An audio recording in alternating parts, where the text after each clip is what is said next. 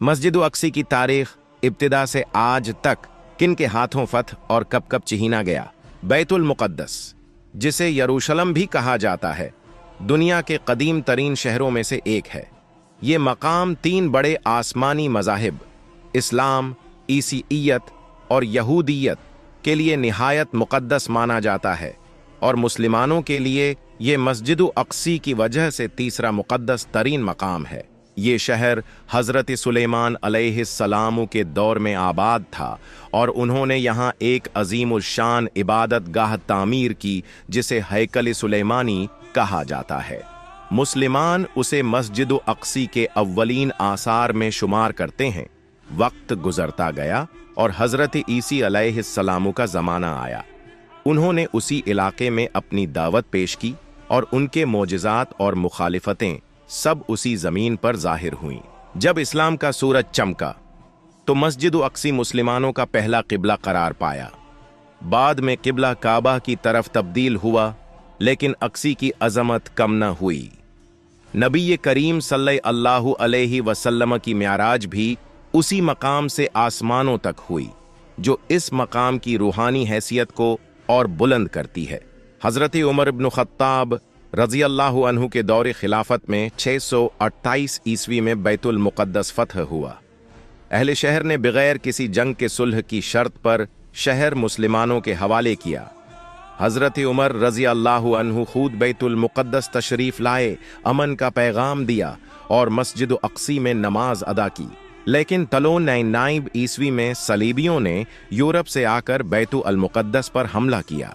उन्होंने बेशुमार मुसलमानों को शहीद किया, मस्जिद अक्सी को चर्च में तब्दील कर दिया और शहर को खून में नहला दिया।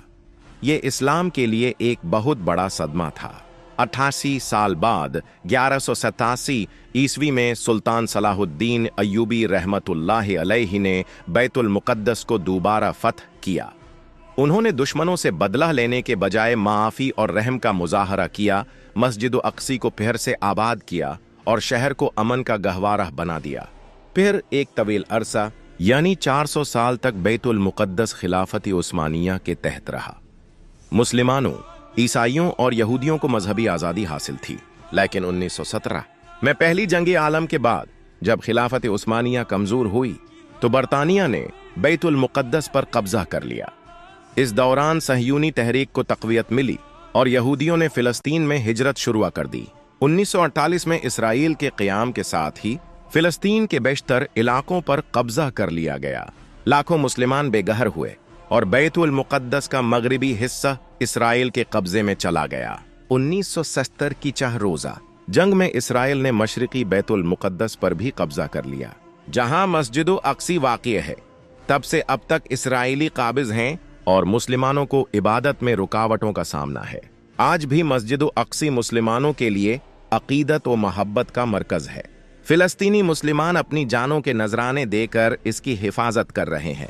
इसराइली फ़ौज आए दिन मस्जिद अक्सी की बेहरमती करती है, मगर अहले ईमान का जज्बा कायम है। बैतुल मुक़द्दस सिर्फ एक जगह नहीं, ये ईमान की अलामत है। इसकी तारीख हमें बताती है कि हक़ को वक्ती शिकस्त हो सकती है, मगर हमेशा के लिए नहीं।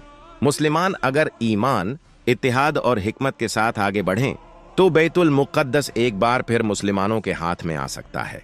लिहाजा आइए हम सब मिलकर उस वादे को याद करें जो अल्लाह ताली ने कुरान में किया, वलयंसुरन्नल्लाहु मन यंसुरुहु इन्नल्लाह लक़विय्युन अज़ीज़, यानी अल्लाह जरूर उनकी मदद करेगा जो उसकी मदद करेंगे, बेशक अल्लाह कुव्वत वाला और गालिब है। तो सूरह हज आयत 40। बैतुल मुक़द्दस की फ़तह कोई दूर ख्वाब नहीं, ये हमारे ईमान, हमारे जज्बे और हमारी दुआओं से जुड़ी एक करीब हकीकत है। बस शर्त यह है कि हम ख्वाब देखना न छोड़ें और उस ख्वाब के लिए मेहनत भी करें। बस आइए दिल से ये दुआ करें, आए अल्लाह बैतुल मुक़द्दस की हिफाजत फरमा, फ़िलिस्तीन के मजलूम मुसलमानों की नुसरत फरमा, हम सबको ईमान, इत्तिहाद, सब्र और हिकमत के साथ बेदार फरमा और वो बरकत वाली साथ जल्द नासिब फरमा जिसमें बैतुल मुक़द्दस एक बार फिर मुसलमानों के हाथ में आए। आमीन या रब्बल आलमीन।